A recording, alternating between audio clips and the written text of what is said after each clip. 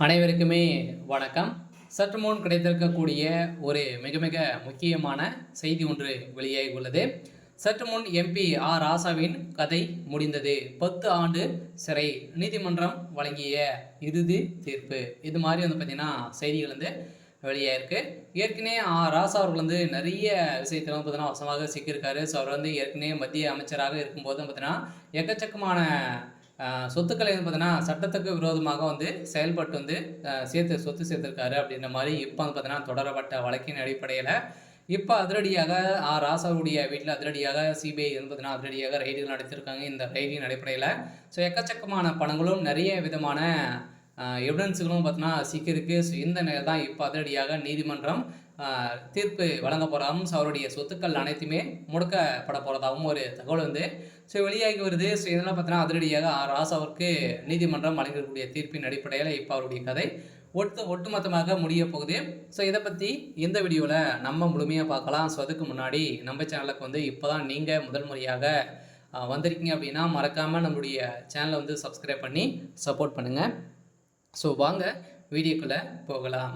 So பார்த்தீங்கன்னா ராசா அவர்கள் ஏற்கனவே மத்திய அமைச்சராக இருக்கும்போது 2G அறக்கட்டளை வழக்கில் பார்த்தீங்கன்னா அதிரடியாக ராசா அவர்களும் கனிமொழி அவர்களும் வசமாக சிக்கிக்கொண்டு எக்கச்சக்கமான பணங்கள் பார்த்தீங்கன்னா ஊழல் அரசுக்கு எதிராக சம்பாதிச்சிருக்காங்க. அப்படின்ற மாதிரி பார்த்தீங்கன்னா அரசுக்கு நிறைய இழப்பீடுகள்லாம் செஞ்சுருக்காங்க. 30,000 கோடிக்கு மேலே இழப்பீடுகள்லாம் செஞ்சுருக்காங்க. ஸோ இதை தொடர்ந்து இப்போ பார்த்தீங்கன்னா அதிரடியாக ராசா அவர்கள் அந்த விஷயத்திலும் அதில் நிறைய சொத்துக்களும் சேர்த்து இப்போ ராசா அவர்களும் அதே மாதிரி எம்பி கனிமொழி அவர்களும் வசமாக சிக்கி கொண்டு இருக்காங்க.